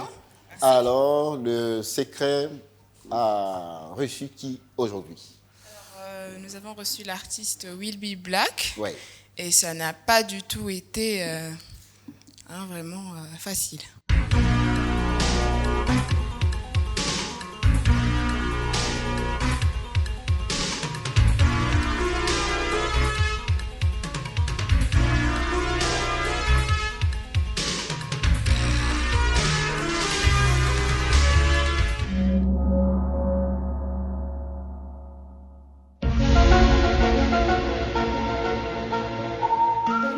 Bonsoir. Bonsoir. Bienvenue dans la maison Top Secret. Merci. J'espère que tu nous livreras des secrets. Tes secrets. Sans souci. D'accord. Alors, dis-moi, est-ce qu'on peut parler des raisons qui t'ont poussé à quitter ton ancien groupe, Cool Team? Je dirais que c'est confidentiel. Je vais répondre. J'ai pas quitté en fait mon ancien groupe, la Cool Team. On avait sorti à l'époque 2 singles. Notamment, il y a un single qui avait été nominé au Koundé et tout. Mais juste après, la promotion n'a pas suivi. Donc, les 2 camarades, ils ont abandonné en fait la musique. En fait, ils n'étaient plus intéressés. Et moi, quand j'avais toujours cette hargne-là, je voulais vraiment prouver de quoi j'étais capable. Donc, moi, j'ai continué solo. Voilà. Alors, peut-on aborder les raisons qui t'ont poussé à refuser l'offre de production de Shaman Empire? Ok, ben, je crois que c'est confidentiel, je vais répondre.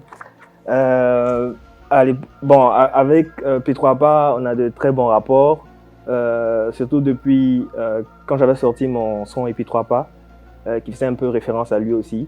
Il m'avait même un peu soutenu pour le clip vidéo et tout. Juste après, il avait demandé à ce que je rejoigne Shaman Empire. Et moi, je l'avais expliqué que j'étais déjà dans une production.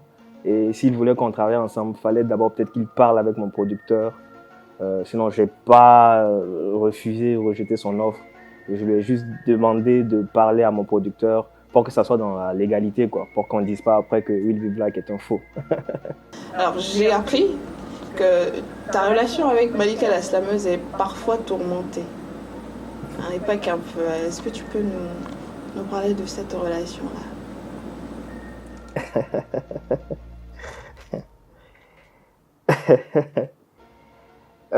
Je vais dire... Voilà. Hyper confidentiel. Même pas un petit truc. Ça reste dans le sceau du secret. Voilà, c'est... Hyper confidentiel. Ouais. D'accord.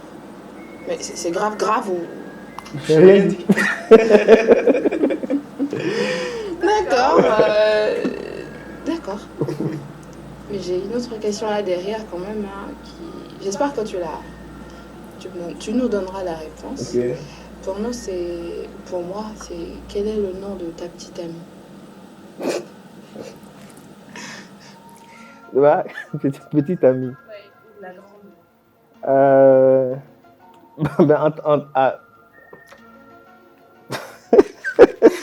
c'est confidentiel qu'on peut en parler. Ah non.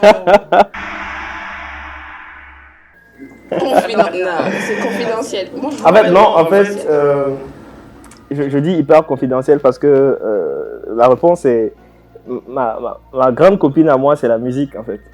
D'accord, la petite. Je ramène la question à la petite amie.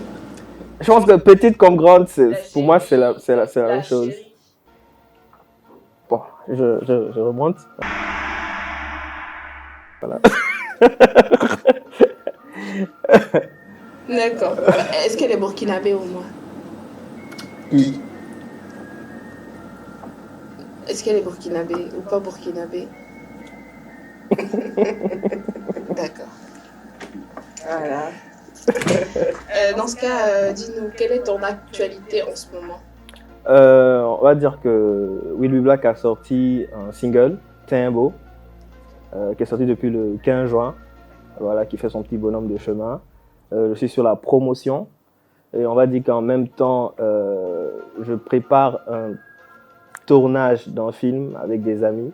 C'est pas encore bien ficelé, mais voilà, je suis sur ces deux projets-là. Et après Timbo, bien sûr, il y aura d'autres singles qui vont venir après.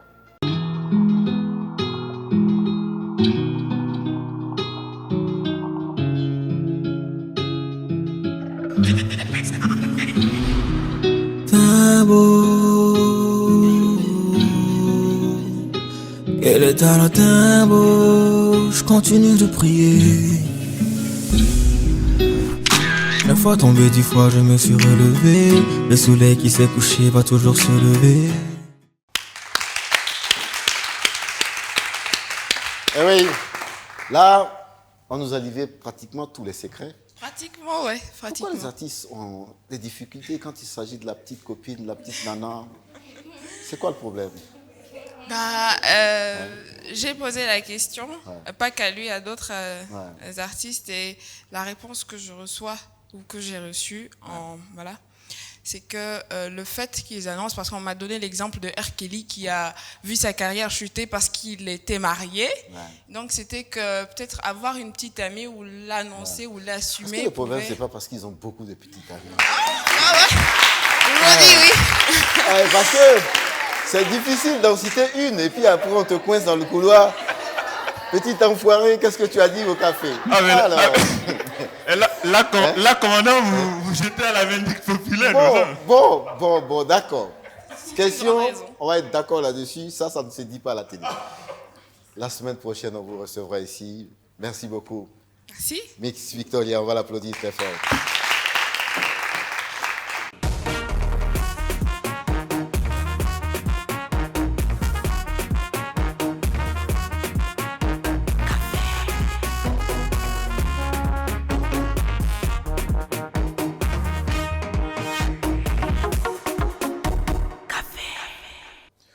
Question dans les yeux de Miss Bibata Sana. Je voudrais qu'on l'applaudisse très fort maintenant.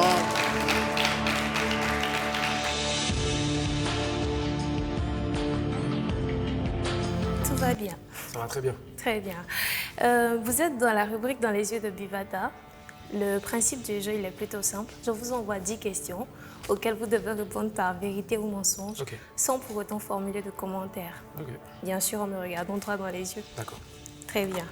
Donc, avec votre permission, pour la question numéro 1, elle se présente de la façon suivante. Parlons de l'insurrection populaire. Vous êtes de ceux qui pensent que le ballet citoyen n'aurait pas entièrement rempli son contrat. Est-ce une vérité ou un mensonge? Vérité. Très bien. Il paraît que Smarty s'est souvent privé de nourriture pour acheter des livres. Est-ce une vérité ou un mensonge? Vérité. Très bien. Apparemment, vous êtes un véritologue. Il semblera aussi que Assalfo du groupe Magic System aurait pesé dans la balance pour l'obtention du prix RFI de 2013. Mensonge. Très bien. Votre marque de vêtements B1 vous rapporte plus d'argent que votre musique. Est-ce une vérité ou un mensonge? Mensonge. Très bien. Vous et votre ex-colistier Mandoé réserverez un album surprise à vos fans nostalgiques. Est-ce une vérité ou un mensonge? Vérité. Je suis contente. Ils vont se remettre ensemble. C'est une bonne nouvelle, enfin, notre gourmet fini. Enfin, ils vont nous sortir de ce gourmet musical. C'est bien. Votre chanson, Le chapeau du chef, serait en fait une lettre ouverte adressée à l'ex-président Blaise Compaoré. Vérité. Très bien. À 2 jours de la fin de l'enrôlement, vous ne vous êtes pas encore fait enrôler. Vérité ou mensonge? Mensonge. Très bien. Au titre du ministère de la Culture, vous êtes plus pour Sango que Barry. Vérité. Très bien. Il se murmure également que vous envisagez une collaboration avec le rappeur français Youssoupha. C'est une vérité ou un mensonge? Il ne faut pas rire, ouais. C'est vérité ou c'est mensonge? Non, je ne peux pas faire de commentaire. En fait, c'est entre les deux. Vérité ou mensonge? C'est juste ça. Mais sincèrement, ça peut pas être au milieu, non. En même temps, nous, on va savoir. Est-ce que c'est un projet? Est-ce que c'est pas un projet? Donc Voilà. là-dessus, c'est clair. C'est vérité ou c'est mensonge? Voilà, très bien. Vous auriez affirmé qu'il n'y a pas de producteur ici au Burkina Faso. C'est d'ailleurs pourquoi, depuis votre sacre, la plupart de vos productions se feraient en France. Mensonge. Très bien. C'était la dernière question. Merci à vous, monsieur Spa. Merci. Merci, Smarty. Oui, après la rubrique Vérité ou mensonge, nous sommes maintenant scotchés à un petit commentaire de quelqu'un qui est quand même très proche de l'artiste Smarty, qui s'appelle Douden. C'est un ami de très très longue date, on va dire quelqu'un qui vous connaît. C'est un artiste aussi talentueux. Et là, il nous a envoyé un message de dernière minute et nous avons voulu que vous regardiez ça quand même. Vous pouvez cliquer sur le téléphone. Hey papa, on dit quoi? Big up à toi. Bonjour à tous les téléspectateurs et à toute l'équipe de l'émission Le Grand Café. Ah, si je dois parler du vieux, Smarty, d'abord humainement, en tant qu'homme, en relation, c'est quelqu'un de très vrai et très sincère. Il est assez honnête avec lui-même et avec les autres. Certains le trouvent souvent un peu direct, spontané, mais au fond, si on le connaît bien, c'est quelqu'un qui est très sensible. Je le dis, très sensible. Moi-même, je le trouve fragile. Et quand c'est comme ça, souvent, il essaie de se jouer les durs là. Il se met une carapace pour se protéger. C'est aussi souvent une manière aussi d'éviter les coups, quoi. Mais bon, de toutes les façons, on ne pourra pas empêcher les gens de dire et de penser ce qu'ils ont envie de dire. Mais pour moi, Smarty, c'est professionnellement, c'est un modèle pour les jeunes. Il vient de loin, il revient de loin. Il a traversé des choses, il n'a jamais lâché quelque chose. Il a toujours su ce qu'il voulait faire. Voilà, il a bossé. La vie ne lui a pas fait de cadeau. Il allait chercher ce qu'il a aujourd'hui et ce qu'il est aujourd'hui. Donc, si vous voulez en résumer, pour moi, Smarty, c'est un mélange de courage, de vision, d'abnégation. C'est un mélange de beaucoup de travail, d'audace. Et il y a une qualité que j'ai découverte chez lui dernièrement, c'est son humilité artistique. On le sait, c'est un rappeur hors pair, exceptionnel. Il aurait pu rester dans sa zone de confort, mais on l'a vu aller apprendre à chanter. Comme il le dit toujours, il apprend toujours. Et le vieux, tu sais, hein, à force de viser l'excellence, on a fini par t'appeler aujourd'hui son excellence. Tout ce que je peux te souhaiter, la pire des choses que je peux te souhaiter, c'est d'atteindre au minimum la moitié de tes ambitions, parce que je sais qu'elles sont très grandes. Alors, bonne émission et que Dieu soit sur toi.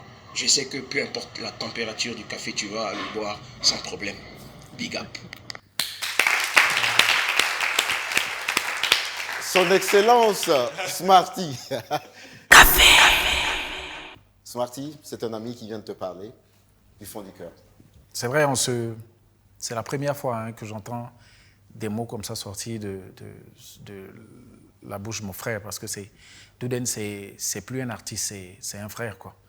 Il est mon gardien, j'essaie d'être son gardien, j'essaie d'être tous les jours, de se donner des conseils, de se tenir. On est dans notre coin, on est dans notre bulle. On pense grand, pas uniquement pour nous, mais pour tout le pays. On essaie d'atteindre nos objectifs. Essayer, c'est montrer l'exemple, en fait. Même si on n'atteint pas nos objectifs, on espère quand même qu'on aura laissé de bons petits échantillons d'exemples aux jeunes pour qu'ils puissent s'en inspirer. Voilà. Merci. Très rapidement, les amis, on va écouter quelqu'un qui s'appelle Kobe. qui a un magasin et qui distribue la marque de vêtements B1. Il dit quelque chose à propos de cette marque, parce qu'on va parler de Smarty rapidement, le businessman. Il y a aussi ça qui est la réalité de la chose. Et puis on va parler de Smarty, ses rapports avec la nouvelle génération en ce moment. Nous sommes revendeurs de la marque B1, mais vraiment la marque B1 c'est une marque vraiment qui se vend bien dans notre boutique. Que ce soit les jeunes et même les personnes même un peu plus âgées en porte, et ça se vend bien. Et je félicite l'artiste Smarty d'avoir même lancé la marque B1, et j'invite vraiment tous les jeunes à emboîter vraiment ce genre d'initiative parce que c'est vraiment bien de sa part, et je trouve que faire la musique et puis avoir une marque à côté, ça va toujours ensemble, c'est du business. Et vraiment, moi, je le félicite.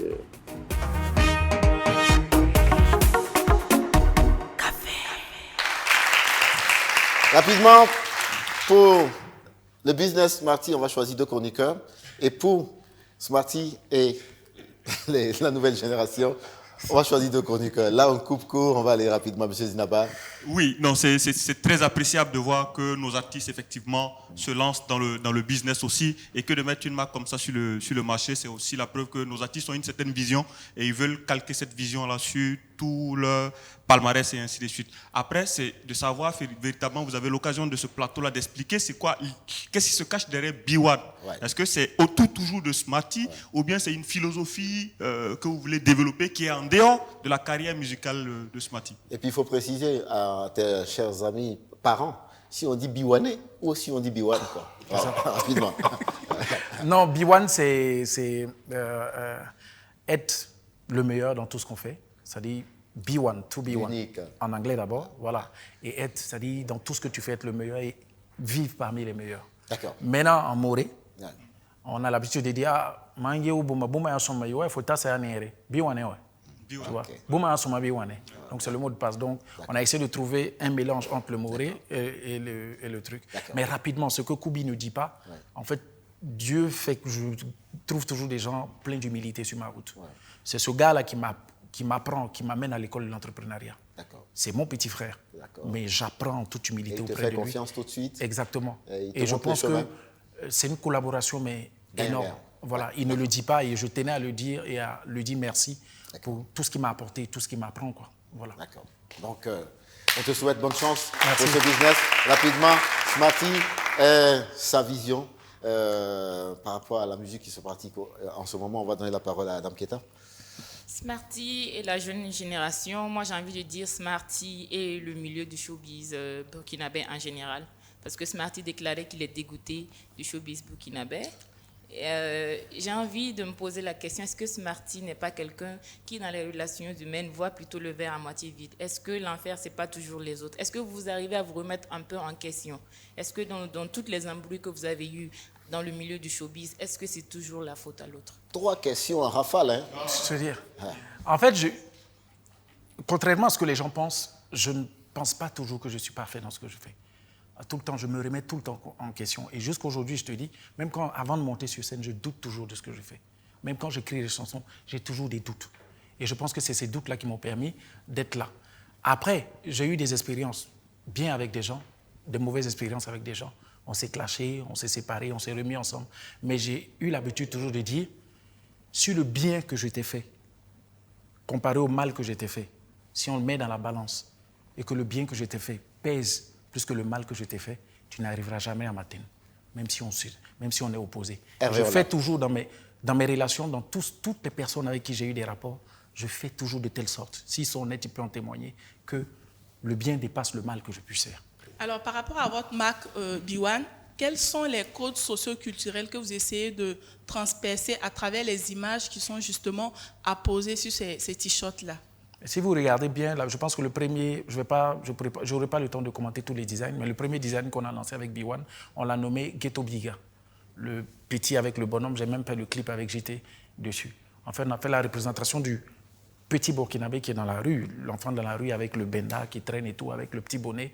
Pendant le froid à Maton, on a dit, normalement c'est comme ça. Mais on veut le présenter de la belle manière, en lui ajoutant un petit bling-bling, machin, tout ça. Dire qu'on vient du terre-terre, on vient du ghetto, mais on est fiers de notre africanité, fiers de là où on vient, fiers de là où on est. Voilà. Sur la page Faso Rap, rapidement, il y a eu un clash entre des jeunes et un plus ancien, j'ai nommé Joe le soldat, oui. où vous avez été invité au clash et vous avez refusé. Oui. Est-ce qu'aujourd'hui Smarty pense que le niveau où il est aujourd'hui l'empêche de rentrer dans ce game-là, lui qui est aussi un produit de ce game? Ce n'est pas une question de niveau que j'ai, je ne fais pas de jugement de valeur. Ce que les jeunes font aujourd'hui, j'ai beaucoup de respect pour ça. Quand j'avais leur âge, j'avais la même fougue, j'avais cette même envie de révolutionner les choses, de changer les choses. C'est ce qui nous a permis, nous, Hélène, de faire la première fois le stade, d'inscrire, de faire des choses, machin, tout ça. Maintenant, ils ont leur folie, il faut respecter ça. Ils ont leur code. Ouais. Il faut qu'ils se trompent. Il faut qu'ils se trompent pour apporter quelque chose de nouveau. Tu vois? Maintenant, la question, c'était quoi? La question, c'est pourquoi vous avez refusé? Pourquoi j'ai refusé? Parce que d'autres anciens sont venus. Zinaba, je ne parlerai pas pour les autres anciens. Mais aujourd'hui, ça dit, la vie, c'est étape par étape. Le hip-hop a des codes, mais tu es libre de choisir de rentrer dedans ou de ne pas rentrer dedans. Hier, j'étais tout seul. J'avais 24 ans, j'avais 25 ans. J'étais tout seul. Aujourd'hui, j'ai 40 ans, j'ai une femme, j'ai 2 gosses. Donc, quand j'agis, je pense à toutes ces personnes-là.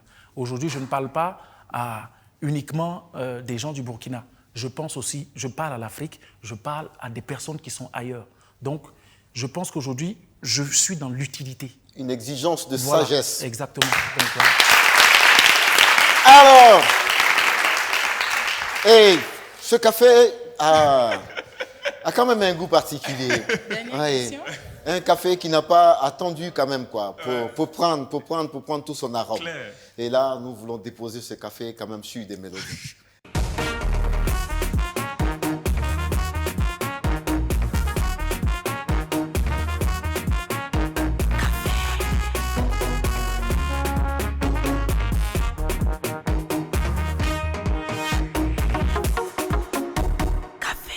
Quand un parolier fait la rencontre d'un débiteur de flow, d'un débiteur de texte, de tout enrobé de poésie, ben, ça donne quelque chose de formidable que nous allons apprécier tout à l'heure. Mesdames et messieurs, il s'agit bel et bien de celui qui convient d'appeler maintenant le griot des temps modernes, Don Chap de Batoro, le Djeliba, quand il aborde la question de la dette africaine, on se demande quel est l'angle d'attaque pour ces deux artistes. Sont-ils opposés, sont-ils en phase? Et qu'est-ce qu'ils nous disent? Est-ce que le message, à la couleur de ce message porté par le président Thomas Sankara, il y a des années de cela, mesdames et messieurs, c'est en mélodie et c'est une exclusivité. En tout cas, pour nous qui sommes dans le secret des dieux, les paroles sont profondes. Écoutez bien, voici De Batoro, voici Smarty.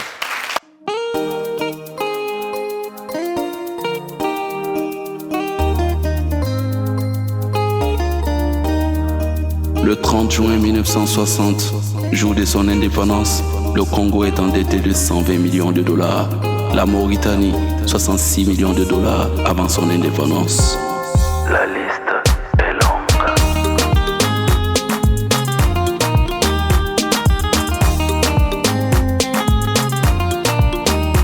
Supprimez la dette, supprimez la dette, supprimez la dette, supprimez la dette. La flotte coloniale en mission spéciale. Au nom d'une main-d'œuvre, ce fut 400 ans de manœuvre. L'église a fait le taf pour le second staff. C'est lui de la poudre à canon pour ne plus que le noir dise non. Après le fouet, on parle blanc, prie blanc, mange blanc, s'habille blanc, marche blanc sur une terre de noirs. Ja, ce n'était pas cadeau, les temps coloniaux, la facture c'est costaud. On dit qu'on est endetté. Comme ce n'est pas nous qui l'avons contracté, je dis c'est tout va pas payer. Indépendance, tcha tcha tcha. Chantaient les politiciens Koucha. Ils chantaient quand ils prenaient Crédja. Moi je n'étais pas encore ici, je n'étais pas ici. Après les tables rondes, vous avez encaissé les crédits. Le peuple vit dans la tombe et vous achetez des apparts à Paris. Vous avez pris des dette et promis de construire des hôpitaux. Faut-il accuser seul le Toubab si Kofi avec l'argent a pris l'eau? Le malo, les temps ont bien changé, mais on continue toujours de s'endetter. Dis-moi contre qui se venger quand c'est mon président qui a encaissé. Là, dans Boubou là. Les origines de la dette remontent aux origines du colonialisme. Nous étions étrangers à cette dette. Nous ne pouvons donc pas la payer. C'est la règle du jeu. Et la vie continue.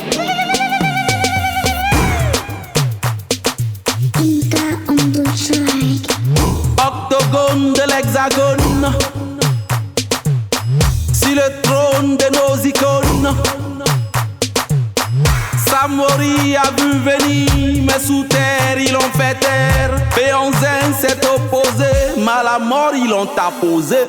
Tombouctou était tout pour les Bantous, les Hutus. On aimait et c'était tout. Il a fallu que le Congo soit Léopold que Lumumba. Et la dette arriva, payée, Seydou va pas. Il a pas contracté. Antena Poisra. Supprimez la dette, supprimez la dette, supprimez la dette, supprimez la dette.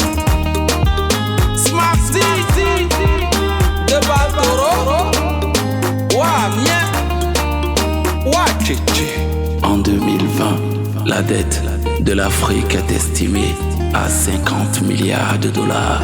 Vivement l'annulation pure et simple. Si nous payons, c'est nous qui allons mourir.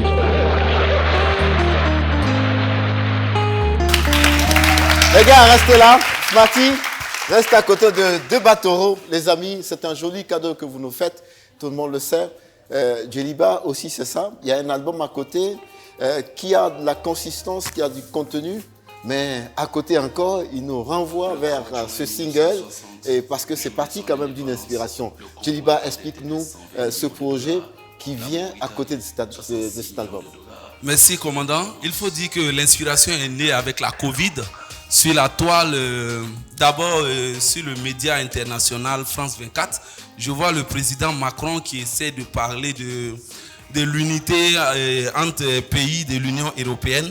Et comme ça, il fait une sortie et il appelle ses compatriotes européens à se pencher un peu sur la solidarité avec les pays africains en proposant la suppression, n'est-ce pas, de la dette. Je me suis dit, tiens, j'ai trouvé dans ce petit passage de son discours un peu le vœu, le souhait de notre capitaine Thomas Sankara de cela à longtemps.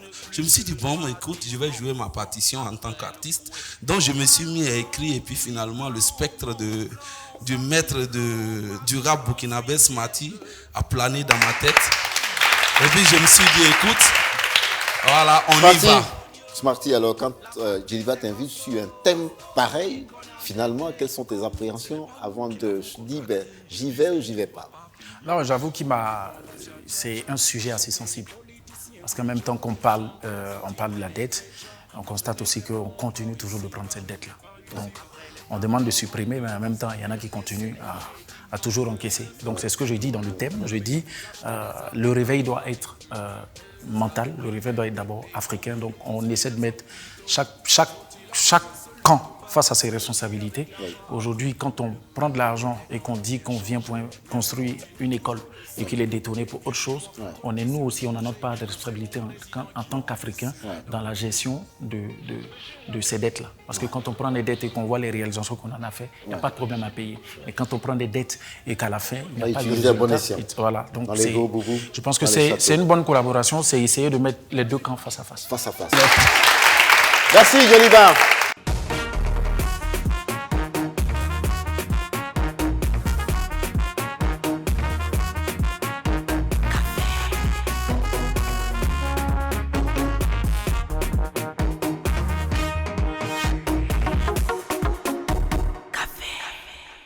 L'annonce de l'invité, c'est maintenant avec la première demoiselle qui va s'exprimer. Elle s'appelle Axel Konda. Bienvenue, applaudissements pour Axel Konda. Alors, Axel, l'invité est là. Dites-nous, qu'est-ce qu'il a mérité à ce café? Bonsoir, commandant. Ouais. Bonsoir, Smarty. Bonsoir. Voilà, donc j'ai apprécié votre café. Voilà, et puis j'ai aimé l'honnêteté de vos réponses. Donc, il faut souligner aussi que vous êtes très humble et j'aime bien ce que vous faites. Alors, je vous ai donné la note de 9. La note de 9. Merci, Axel. Voici Ami Bansé qu'on accueille maintenant. Mademoiselle Bansé, Smarty est là. Bonsoir, invité. Bonsoir. Je suis hyper ravie de vous voir aujourd'hui au Grand Café.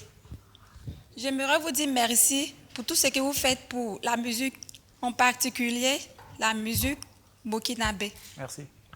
Par conséquent, je vous donne la note de 9 sur 10. D'accord. Alors, Ami, comment vous l'avez trouvé vraiment, pour dire vrai, en dehors du fait que vous aimez sa musique? Ben, il est direct, il est concret, il est franc. Voilà, parce qu'il faut motiver les notes ici. Merci beaucoup. Voici Louise Zeda. Applaudissements pour Louise. Alors, parlez à Smarty, il est là. Bonsoir Papus, bonsoir Smarty. Je dirais que le café a été vraiment chaud. Ça a été vraiment chaud et au fur et à mesure, j'ai trouvé que le café était excellent parce que vous avez été franc. C'est vrai que les chroniqueurs étaient un peu durs, mais j'ai trouvé que vous avez été franc. Raison pour laquelle je vous attribue la note de 9,95. Pour ne pas dire 10, quoi. Applaudissements. Merci. Et voici notre joker, Séverina Yaro. Mademoiselle Séverina, prenez le micro. Smarty est là. Le café était vraiment bouillant, très très bouillant, je le dirais. J'ai aimé sa franchise, j'ai beaucoup aimé. Donc du coup, je lui ai donné la note de 9. Merci.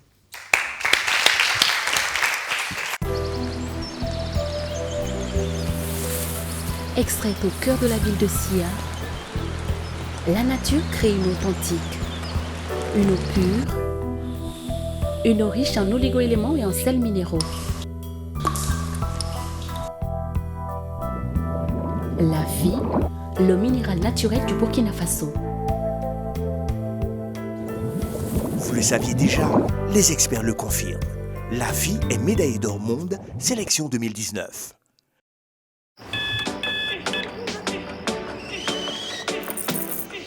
Vous n'attendez pas la vie. Vous allez à la rencontre de la vie. Il ne s'agit pas de savoir combien de chances vous avez. Ce qui compte, c'est ce que vous en faites. Tasse après tasse. Matinée après matinée. Commencez en force. Finissez en force. Tout commence avec un Nescafé.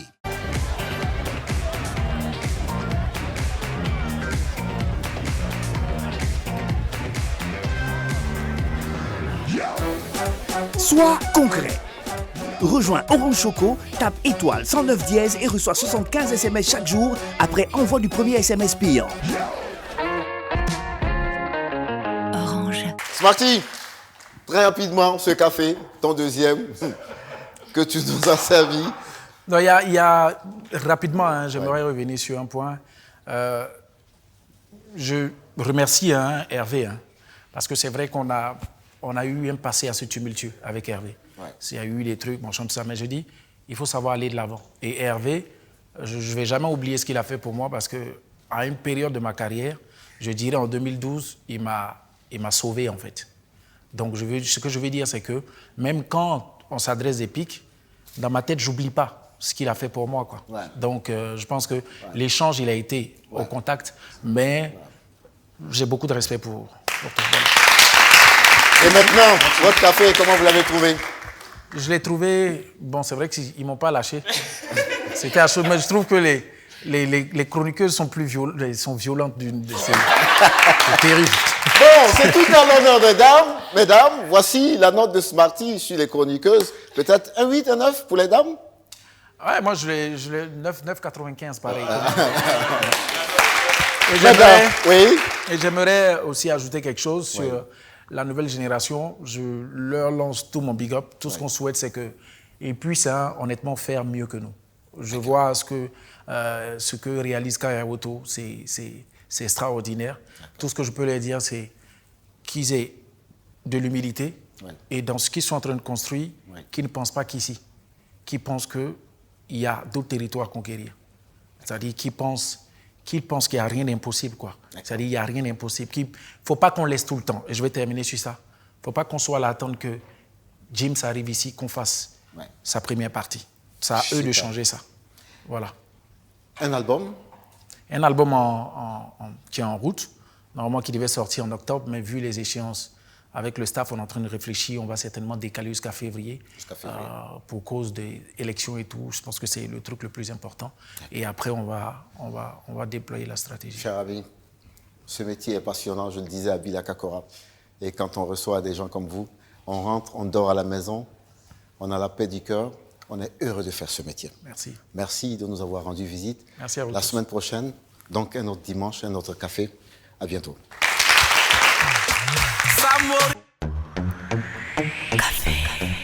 La vie, l'eau minérale naturelle du Burkina Faso, Orange, Burkina et Nescafé vous ont présenté le Grand Café.